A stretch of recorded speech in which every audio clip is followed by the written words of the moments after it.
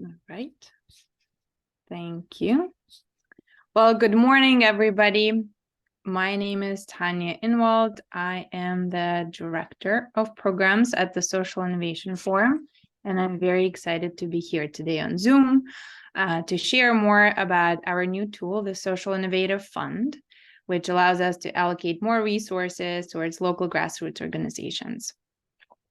So we'll have a couple of speakers who will share their perspectives today, but I'm going to get us started with a quick introduction to the Social Innovation Forum and some of our programs. So on the next slide, you can see our mission. So for those of you who are new to the Social Innovation Forum, our mission is to create positive social change in Eastern Massachusetts by engaging leaders, strengthening organizations, and building networks. And on the next slide, you can see our visual model graphic that shows our marketplace approach to social change. So our work is built on building capacity for both investors and supporters, as well as nonprofit organizations and their leaders, and then connecting the two so that the resources can flow to support social impact. Our unique approach is working on both sides to advance social change in Eastern Massachusetts. So we engage and inform funders and investors so that they can direct their resources most effectively. And we also do a lot of work around educating and supporting leaders of nonprofit organizations so that they can deliver the most effective solutions to social issues. And as you can see, the work of the Social Innovation Forum is in the middle. So just today, we have folks who are representing nonprofit organizations, who are representing themselves, or who just want to get involved in supporting different issue areas and different nonprofit organizations. And our work is really centered in making those connections and make sure that we can further and advance social change in Eastern Massachusetts. So on the next slide, we are going to share a little bit about some of the stats and some of the challenges that we've identified and we're working on addressing at the Social Innovation Forum. So the next slide, please. You can see that, and some of you probably know that there's quite a lot of resources that flow towards nonprofit organizations. In fact, in 2021, Americans gave about $484 billion to nonprofit organizations. And you can see where those dollars went and also how they're split. So the majority of the funding is actually given by individuals. It's about 67%, and then we have about 19% that's given by foundations. So there's a lot of resources, there's a lot of funding that's available to nonprofit organizations. But on the next slide, you see that there's actually another stat that's pretty staggering, that there are over 1.4 million nonprofit organizations in the United States. And the majority of those organizations actually have pretty small budgets. So 97% of those nonprofit organizations have budgets of less than $5 million. And many of them don't even have expense reports, meaning that they are pretty small and they're doing some really community-based grassroots work. And this statistic applies to Massachusetts as well. On the next slide, you can see some information about Massachusetts. So there are about 33,000 registered nonprofit organizations, and about 20,000 of them are active. So there's a lot of groups out there, and they're doing a lot of different work. And as someone who wants to get involved, it's probably very difficult to know where to get started and how to get started, which issue areas to focus, which nonprofit organizations to select. So this is kind of what we're working on. There are a lot of resources, there's a lot of money in the sector, but there are also a lot of ways for you to allocate those resources towards various nonprofit organizations. And that's kind of why SIF exists. And in the next couple of slides, I will share more about the work that we do. So we can move on to the next slide. The next slide shows breakdown of some of their programs that we run. So we do, as I mentioned, a lot of work around supporting nonprofit organizations and also supporting funders and folks who are interested in, again, contributing to organizations financially or with their in-kind support, advice, connections, etc. So we have a formal funder education program. We run a lot of networking events. We utilize participatory grant making, a lot of our programs. We do a lot of work around identifying and vetting social impact organizations, and then selecting some of them into our programs. And then we, in March, launched the Social Innovative Fund, and we'll spend some time talking about that. And this is why we're all here today. And on the purple side, you can see that we run a range of different programs that support nonprofit organizations. The Social Innovator Accelerator, that's our flagship program. We also support our alumni organizations. We offer skill-based capacity camps. We actually have a co-working space in our office. And also in the last couple of years, we launched national peer leadership cohort of intermediary organizations similar to SIF. They're doing work across the country. And moving on to the next slide, I will introduce you to our Accelerator program, which is our flagship program that's been in existence for about 20 years. And it's focused on helping nonprofit organizations gain visibility, expand their networks, connect with philanthropic and in-kind resources to accelerate their impact. And there are a few goals that, well, actually, no, before we get to the goals, this is a snapshot of many of our nonprofit organizations. You probably recognize quite a bit of these names and logos. As I mentioned, the Accelerator has been around for 20 years, so we've worked with over 120 organizations. We couldn't fit all of them on this slide, but this is, again, just a kind of glimpse into the groups that we've worked with and are still pretty closely connected with. And on the next slide, we have the goals that we offer for our participants as they join the Accelerator program. So we support organizations in their ability to articulate their uniqueness and effectiveness. We help them scale up their marketing communications efforts. We help them articulate their social impact and then also identify metrics that they measure in order to ensure that they're on track to meet their goals. We support them in improving and strengthening their leadership skills and promoting personal and professional growth. And finally, a big part of our work is focused on expanding organizations' access to new funders, advisors, and other supporters. And going to the next slide. This is just an example of some of the events that we are so happy to be hosting in person in the recent year. So we actually invite you all to join, and it would be great for you to kind of get a sense of our events and our community. So we have a warm winter welcome that's coming up on Thursday, December 7th in the morning, where we'll announce our 2024 cohort of innovators in the Accelerator. And also we have our big showcase in May. And we'll follow up with those invitations to all of you in the email later. But this is just kind of a glimpse of some of the events that we host at SIF. Going to the next slide, just a quick overview of the Alumni Nonprofit Network. So this is a program that's focused on supporting organizations that have graduated from the Accelerator program or who have applied to SIF in the past and kind of part of our broader network. And the programming ranges from sending a newsletter bi-weekly to monthly workshops, roundtables, learning cohorts, access to various advisors, in-kind partners, and volunteers. And the program is guided by our alumni council, consists of folks who have gone through our program in the past. And just kind of a slide on our impact. So since our founding, we have directed $59 million of cash and in-kind services to the organizations that are in our portfolio. Our budget at SIF is about $3 million. We have 12 staff members. As I mentioned earlier, we've worked with over 120 organizations through our Accelerator program. We have about 250 organizations in our broader nonprofit network. And historically, we've learned that organizations that go through the Accelerator program tend to double their revenue in 4 years after completing the Accelerator program. And now I'm going to pass it to Mary, who's been a great partner of SIF for years. She's a philanthropic advisor and is here to share a little bit more about her perspective of the field. Thanks, Mary. Great, thank you, and welcome. Hello, everyone. With advance notice that I need to hop off at 10:30. I've got to go potentially spring my husband from MGH, where they are treating him very, very well. But he's eager to leave, so I need to be there. So thanks for your forgiveness on that one. I have worked with family foundations, I want to say almost 25 years in the Boston area and a little bit nationally. And Susan and I have become close over that time because every foundation I've worked for as a staff person, I've gotten to do a track with SIF because it benefited the donors.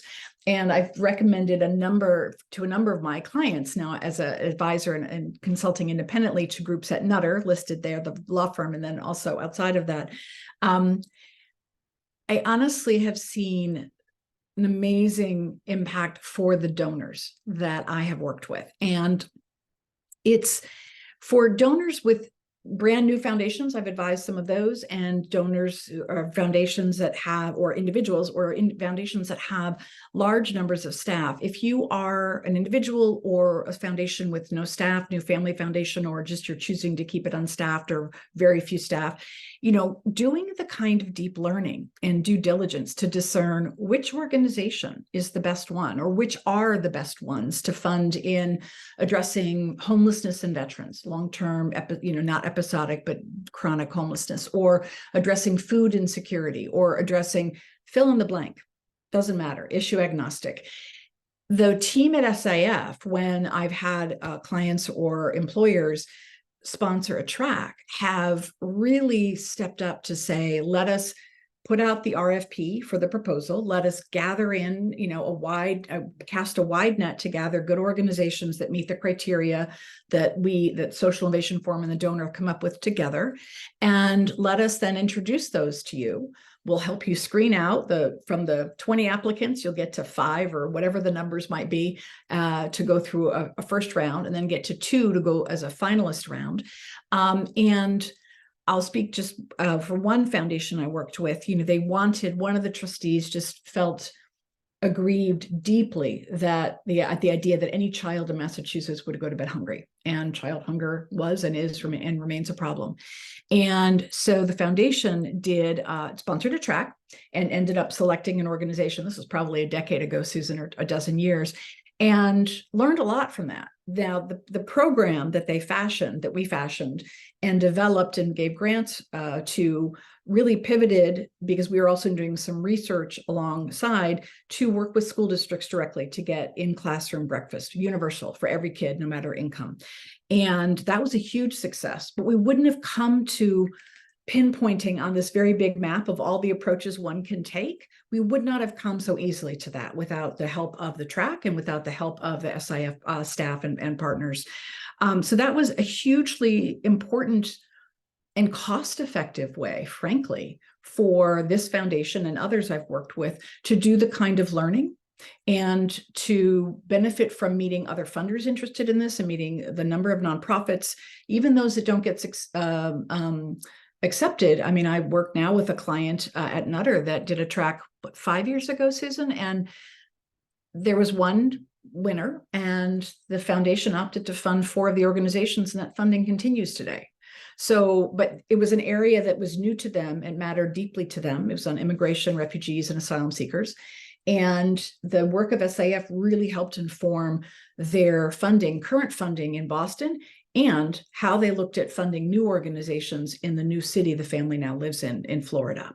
There's a couple of examples. I just can't speak enough about the ability to outsource, but in a partnership way, the diligence work, so that that when you make a selection, or SIF makes a selection, actually every client has trusted them to do that. You are funding an organization that's doing to the best of its ability what it says it's doing and what it wants to do, and is going to be improved on its capacity and its ability to do this work in future. And I don't know, for the clients I work with and for myself as an advisor to high net worth individuals and families, there's no greater satisfaction than thinking, oh, a grant investment in 2010 is still paying dividends, right? Or a grant investment in 2015 has led to a deep partnership, and there's continued investment and there's continued relationship. Those have been truly, truly, I don't want to say that life-changing is hyperbolic. I won't say that, but truly deeply important to the funders to feel really great about the grant making they're doing, the knowledge they are learning, what they're learning as they do it, and the sense that, we're placing as smart a bet as we possibly can. Doesn't mean it's all going to work, and that actually is okay, but this is as smart a bet as we could place. And we feel supported in placing those bets by the team at SIF. So I was excited. Susan was telling me a couple of weeks ago about the new fund that has been initiated with, I think, the notion to really provide support to finalist organizations, giving greater financial capacity to Social Innovation Forum to reward and support and keep close those organizations that are the almost rans, because they're, sometimes they're just as good, but you got to pick one in the track. And I think that the advising, the staff expertise, maybe in issues, but maybe generalist, how you find out about organizations, now you understand issues deeply, and how you frame those conversations for funders and nonprofits together is something that benefits, I think, foundations, individual donors, folks who have parked money in a DAF. Like, oh, I've got this money in a DAF. Now I can do something with it that's meaningful and useful. So I just, I'm a big fan, if you can't tell. I really, really appreciate all that SIF has done for the clients I've worked with, but also for me as an advisor. My advice is better, and I know where to go if I have questions, and they answer them. They're great to me. So as I said, I have to hop at 10:30. I'll stay around for another 10 minutes or so. Happy to answer questions. Happy to speak offline with anyone about details of any of the partnerships that different clients of mine have had with SIF and things that have been learned. So I've asked Susan to make available to any of you my contact information, and I'm really happy to have those conversations. So Susan, what did I forget that we've done together that you wanted me to lift up? Yeah, Mary, that's great. As you mentioned, I think you have worked with 6 formal clients and a lot of informal clients, and I think that when we get to the fund, we'll talk about a little bit more of like how advisors are playing that really important intermediary role, because we know that a lot of people, high net worth individuals, will never get to the small nonprofit organizations. And that there's a real gap in how does the money move if people don't know each other. That's the piece I missed. That is so, so important. It is easy, and no shade on any organization that's big, like United Way, Red Cross, others, no shade. It's very easy to make a gift there because everyone knows who they are.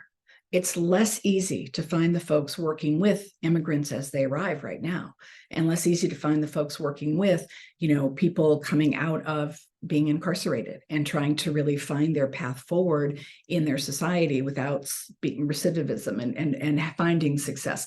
And I was pleased to find some of the smaller organizations, and I look regularly at the list of groups that you support and have given to find groups to suggest to clients. Like, I scan your 20 years of documents, and because I think that's a huge value. That is something that unless you have a lot of staff or a lot of expertise on hand, it's hard for you to find that.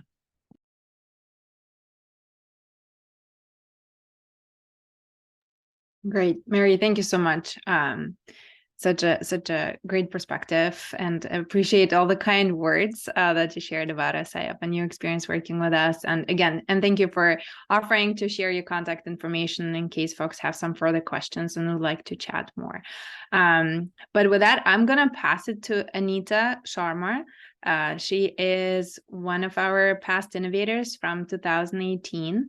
And she's Executive Director of Political Asylum Immigration Representation, PAIR project, and would love to hear from you, Anita. Thanks so much. Thank you, Tanya. Thank you, Susan, and thank you everyone for giving me just an opportunity to share a little bit about PAIR's work, but more importantly, to share about SIF's impact on PAIR and our work. So I have been at PAIR for 21 years. I have been practicing immigration law for almost 23 years. I would consider myself an expert in immigration law, and yet until 5 years ago, if you asked me to tell PAIR's story, I actually couldn't. I couldn't ever figure out how to share our work and our client struggles in a meaningful way. And maybe it's because I'm an attorney and I'm either overly verbose or just thinking so much about client confidentiality that I could never really share details, including with funders, to help them understand our work and the impact PAIR's work has.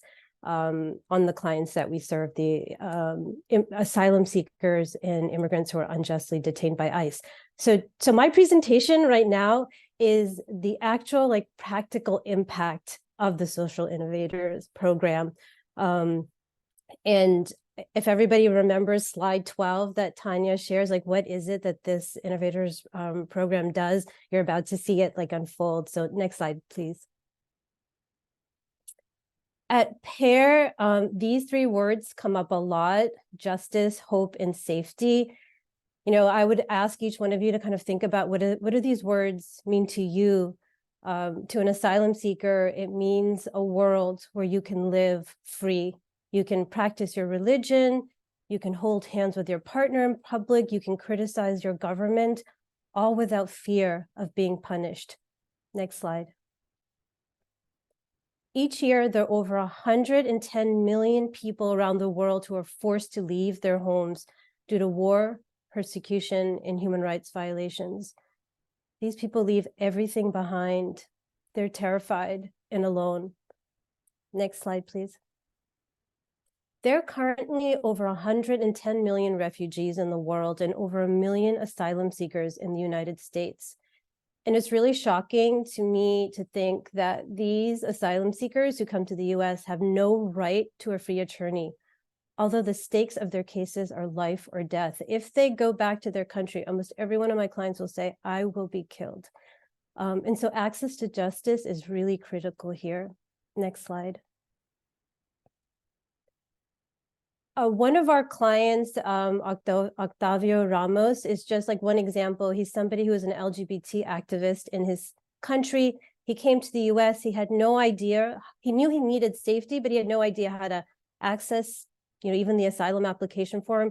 He walked into PAIR's office many years ago and he said, I need help.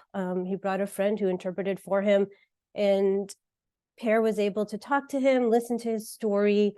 We did a thorough screening of his asylum case, asylum eligibility, and then we matched him with one of our pro bono attorneys. And you see this photo here with Octavio and his pro bono. Next slide, please. Through the tireless efforts of his volunteer attorney and many prep sessions and hearings, Octavio finally won asylum. And today, Octavio is a thriving entrepreneur. He has naturalized as a US citizen and is an active member of the PAIR board. Next slide. You know, how does PAIR do its work? So we're only a staff of 19 and there are only 13 attorneys on our staff, but we serve over 1,600 clients a year. And we do it by using volunteers, so pro bono attorneys, many at the big firms, including where Mary works at Nutter, who provide high quality legal services to asylum seekers. PAIR provides the substantive training, we provide the one-on-one mentoring, and we go out to the firms and we convince people who are not immigration experts, they're like transactional attorneys, you know, they're corporate litigators, but we ensure that they can do this. You know, we provide them all the support and mentoring, and we do so in a way that is a very holistic approach to asylum work. So our clients are not just our clients and, you know, cases to put together and packages to prepare. We view every client as a human being with a complex history, a complex journey.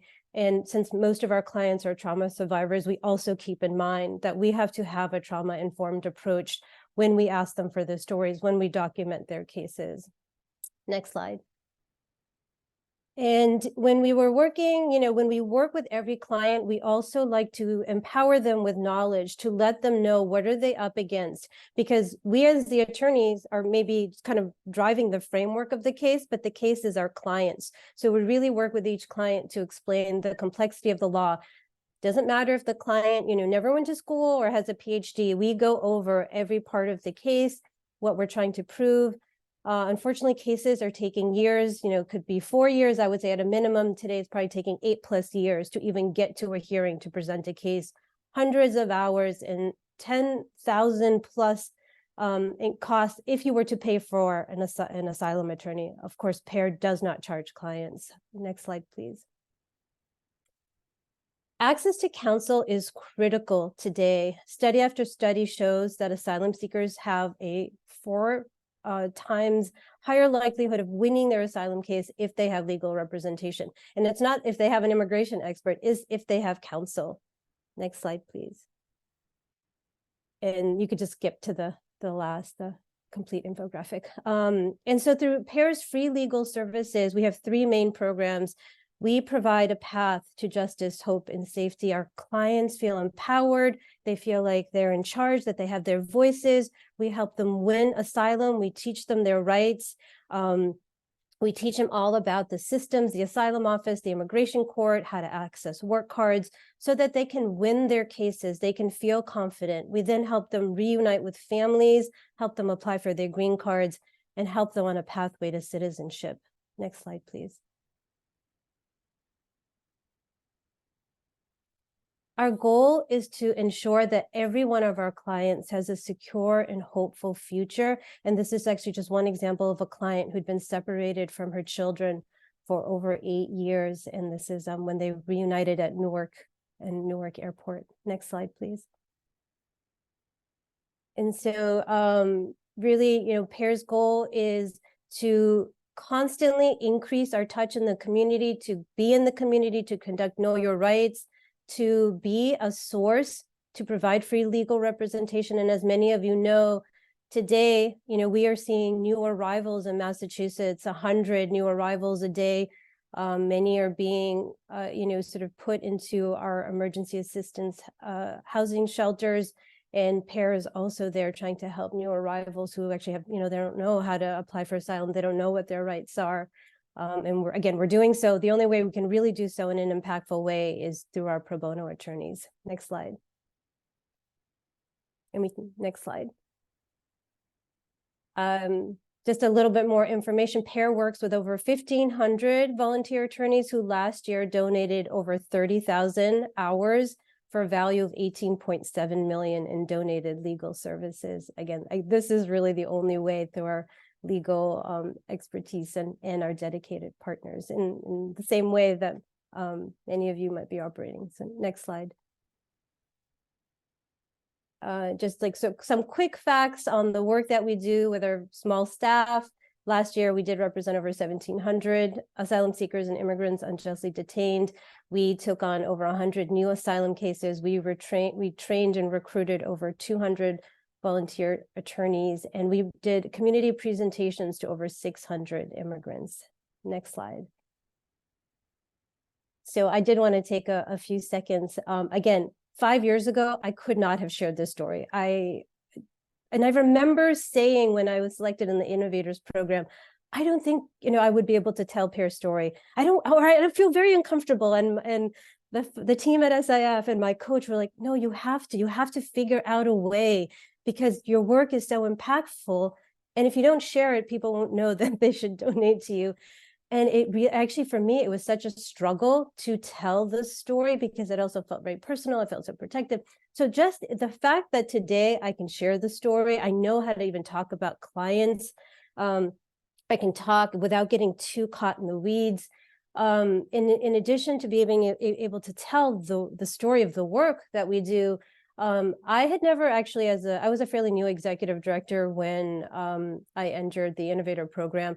And so for me to meet other executive directors and have leaders that I could turn to, exchange ideas with, have a cohort that I could lean on at the beginning of the pandemic, like in the first week when I was like, oh my God, how do you lead when the whole world is closed? I actually emailed all of the 2018 cohort and said, oh my God, what are you all doing? Can we, exchange ideas? Can we have weekly meetings? Can we figure this out together? And of course, everybody was like, yes. Support networks, introduction to funders. SIF helped us create a relationship map. I had never even heard of a relationship map of like looking at, those who fund you, how they fund, what they fund, how much they fund, what are their, connections to you on a deeper level. The 5-minute pitch, the prospectus, I again, never heard of a prospectus. I had no idea what the tool was. I have gone on to use our prospectus with many investors. Even just uniform designs and assets, we were all over the place in our training, in our marketing. SIF kind of helped us create what is the image, what is the feel of PAIR. And what I really loved is they listened to because I'm very client focused. So they allowed me to like bring messages. Like I think I brought cards from clients who talked about PAIR, and we used that when we thought about even this deck that I'm showing you was designed through our SIF coach.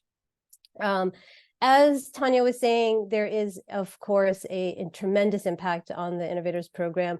PAIR budget tripled. And I remember my coach saying, you're gonna, talk about your 2-year pitch and you're gonna talk about doubling. And I said, no way, I'm not, I don't think we're gonna double. I think this is like impossible. Like, and she's like, no, you're gonna do it. And I hesitated. And I think I didn't even use the number she wanted me to, but I am here to say what Tanya was saying is true. Our budget did triple. We were introduced to many new funders. We have doubled our staff since 2018. We launched a new legal program. We've hired an operations team. We have 3 robust community projects, and I really don't think that we would be where we are without the Innovators program. It just took PAIR to another level. I mean, we had the legal expertise and the dedicated staff, but I think we just didn't have a way and a touch into, sort of the network of funders. Next slide. I'm just going to leave you with a few words on sort of what our client, I just talked about the impact of SIF on PAIR. Here is, what many of our clients, is one client message from Octavio on, PAIR's impact on the community and clients. So again, I'm very, very grateful to all of you, and very, very eternally grateful to everyone at SIF. Thank you. Next slide.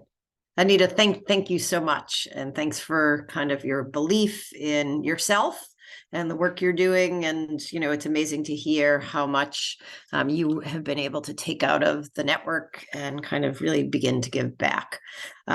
So I'm Susan Musinski. I'm the executive director, and Tanya laid out a really good framework of what this is all about. I'm here to talk a little bit about the new fund and the way that the fund works. So next slide. You may have seen from the materials that this year is the first year of a fund. We have a donor who we've known for many, many years who actually noticed the problem that Tanya referred to.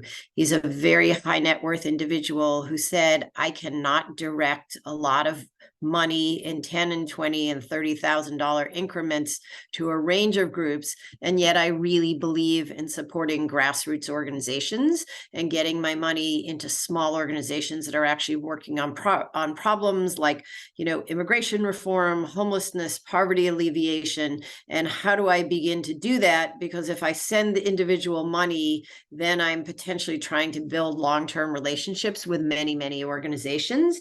And what I've seen in SIF is year after year, you are choosing on the ground organizations that are really, as I think Mary said, working hard and trying hard and really doing everything they can to stretch and grow and articulate their work and missions. And so over the course of a few years and some work together, decided to establish a fund. The fund is a 5-year fund that starts off, you can go to the next slide, with $200,000 as pass-through gifts to our Innovator cohort. And like Anita said, she was part of a cohort of 7 other organizations. Each year, SIF has a cohort of 8 organizations, and we will be paying out 100% of this fund each year.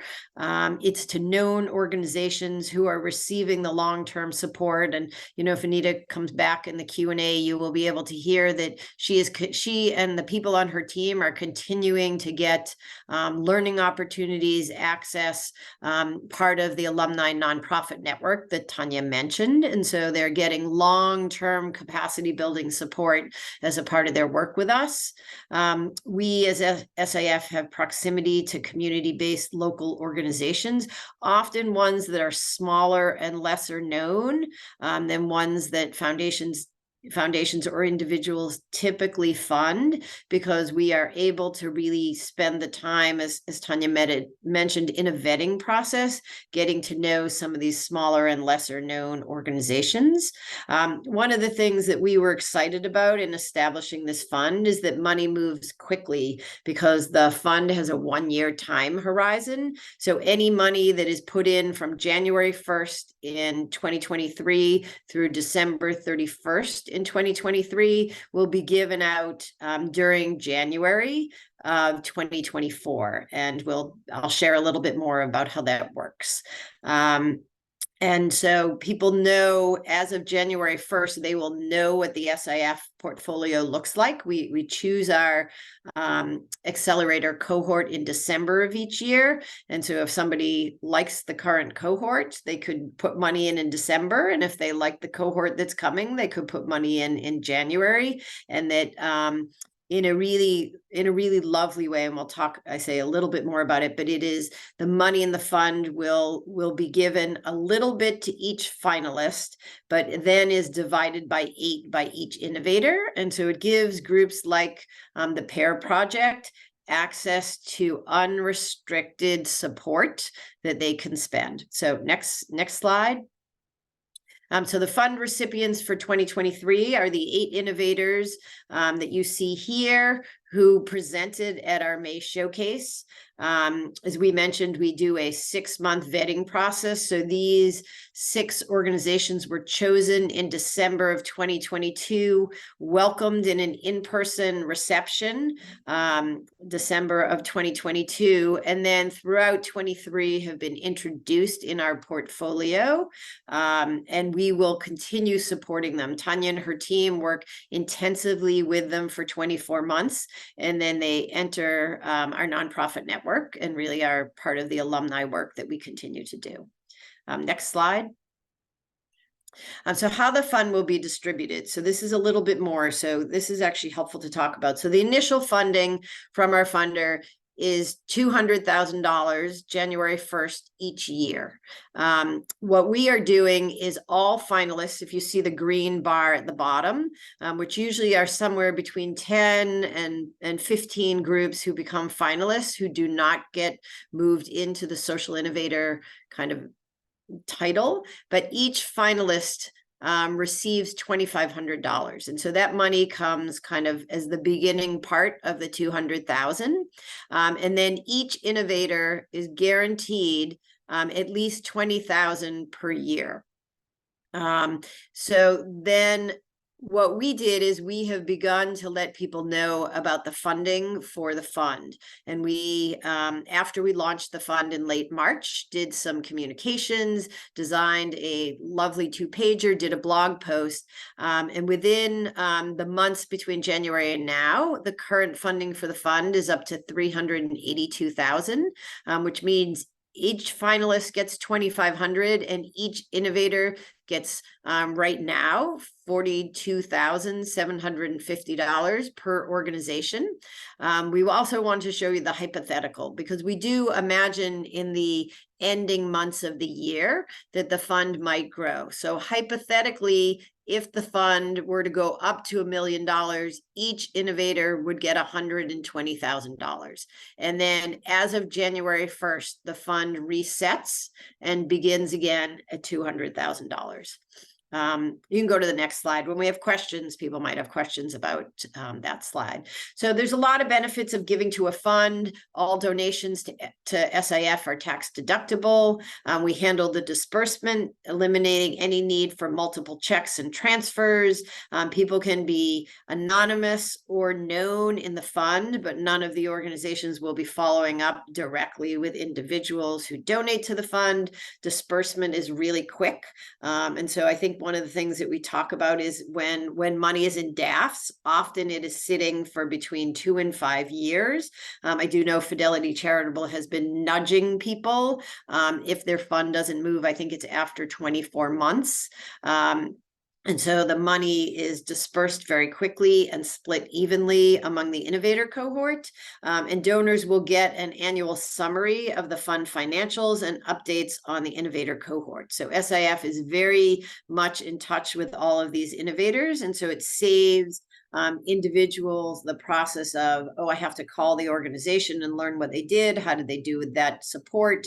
What's the support going to be used for? And so we're making it quite easy for somebody who's like, I want some money to go into the community. I'm not sure where to do that and how to do that. So next slide. So one last question that came up when we did the launch and we created this fund is, how do people know whether to give directly to the innovators, directly to SIF, or the fund? And so we put a few highlights. So give to the innovators if you're interested in a social issue area and want to directly accelerate a single organization or a few organizations. If you want to establish a long-term connection. And so, as Mary mentioned, she has, a range of funders who had a particular issue and wanted to meet not only one group, but several groups on a particular thing and establish long-term pieces. Certainly relationship and partnership. And the vetting is done. And so SIF, as Mary mentioned, we publish all of our lists. We publish our finalists. You can go back year after year and you can gift directly to the innovator organizations. We make it easy. We give you the contact info. And we help people do that directly and establish those relationships. People give to SIF if they're interested in broad-based sector change. Some people want an ability to get involved and know a broad swath of organizations over time, that they really like the acceleration, the sector change work. Some people give to us because they want learning and education and partnership and be able to meet a range of organizations over a period of time. And some people come to us because they like collaborative learning and programming and want to support that work long-term and say SIF really needs to be holding some pieces that are different in the sector. And what we see for the fund is people want to give to the fund if they don't have a lot of time. If they're like, I want my money to go to a range of places, but I don't need to do the due diligence myself. Somebody else is doing it. They want to direct funding to local small organizations. Many of our organizations are led by BIPOC leaders, community-based leaders, people who know and really understand the community and the work they're doing. People who are interested in community initiatives that focus on social justice and social change. People like the fund if they're issue agnostic and just wanted to go to small local organizations. And as we said before, one check and one set of relationships is really efficient. So I think next slide, and I think I'm turning it back to Tanya. Thanks. Well, I think we're gonna, thank you, Susan, turn it back to folks in the audience and see if there are any questions or reactions. We can probably stop projecting now.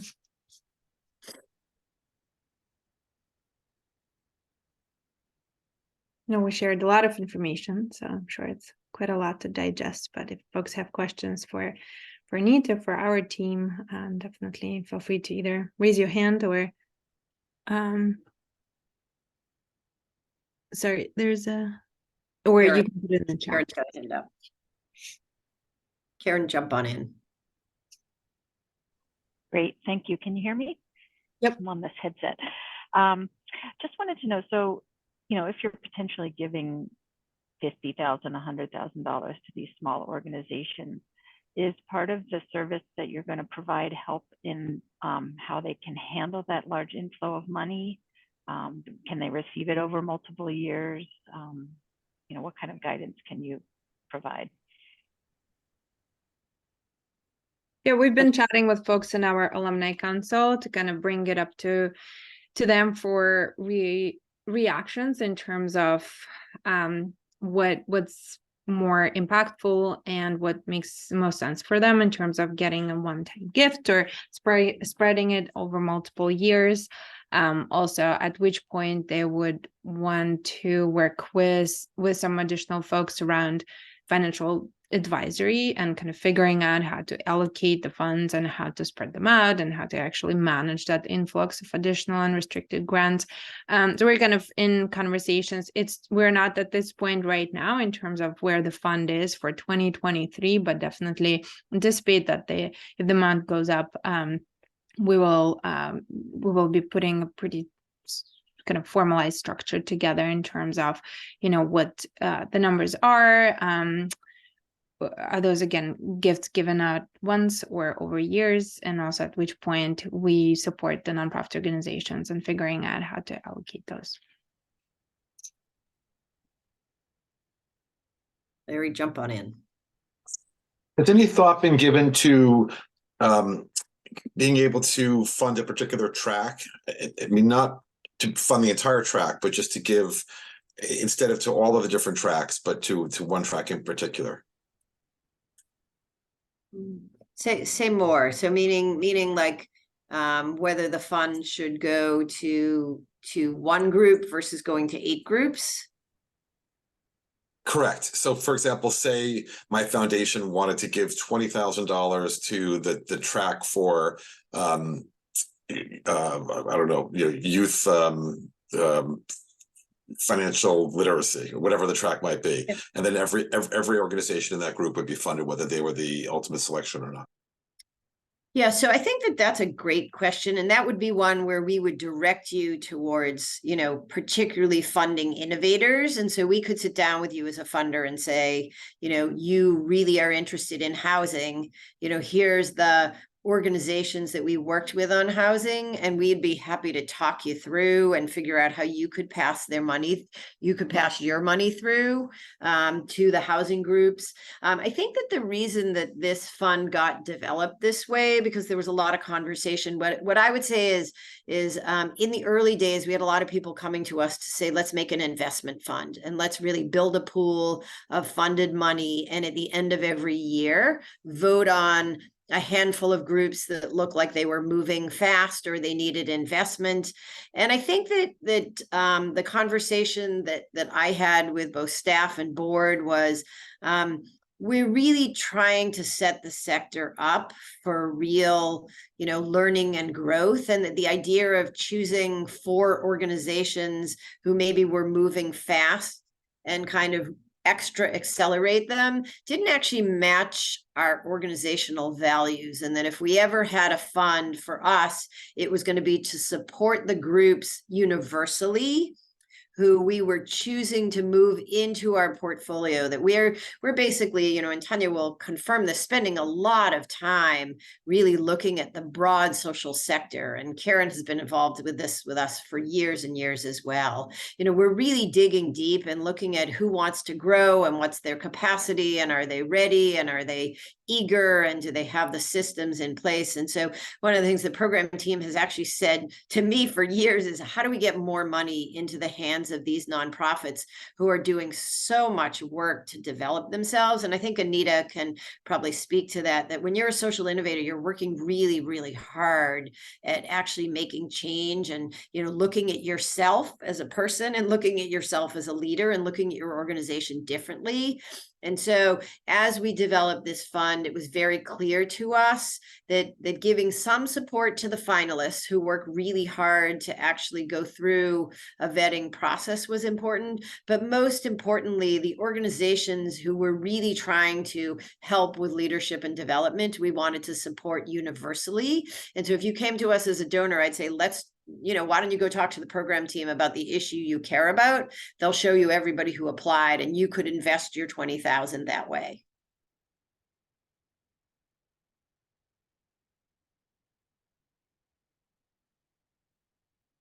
Other questions, thoughts?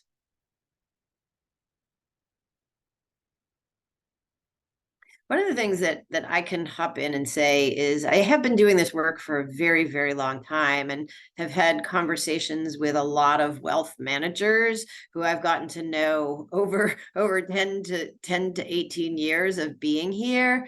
And what I would say is, as I've been having the one-on-ones, and I think Matt is still on this call, who I had lunch with yesterday, what I continue to hear is that the very, very high net worth individuals realize it's really hard to get to know small community-based organizations, that it takes time, it takes building trust. You can't just call somebody and say, I'd like to get to know you, and then not call them for 6 months. But with an intermediary, you can get the information you need, and you can begin to have these two-way conversations and not feel like you're taking up time or taking up space. And that SIF for many years has played these roles. And I think Larry and Karen and others on the call have seen that somebody can call us if Mary was still on the phone, like regularly will call and say like, hey, I've got a client who's interested in this. Can you tell me some organizations you know about? What do you know about them? Can you make some intros? And so I was even at an event last night where two people who didn't know each other, I was like, you two should know each other. And that it's really, really hard when you are at that ultra high net worth level and you really care about community-based organizations to figure out how to enter it on your own.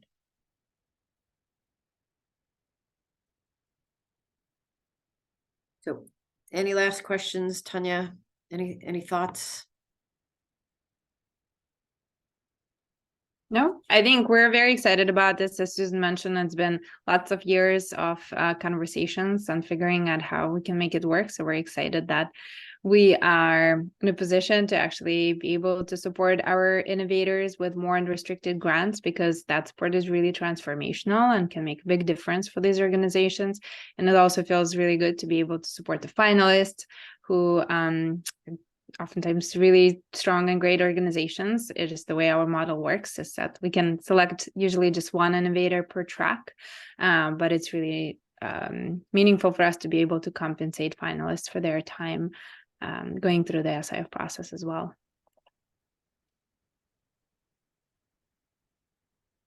But thank you everyone for joining us on this gloomy Thursday morning. If you have any more questions, definitely let us know. We'll have a follow-up email with more information. And Anita, thank you so much for joining us today as well to share more about your journey, both at PAIR and with SIF. And yeah, I will be in touch, and hopefully we'll have more events like this to continue sharing our progress on the fund. Thank you. Thanks, everybody. Thank you. Thank you. Great presentation. Appreciate it. Yeah, thanks everyone. Have a great rest of your day. Thanks, everybody.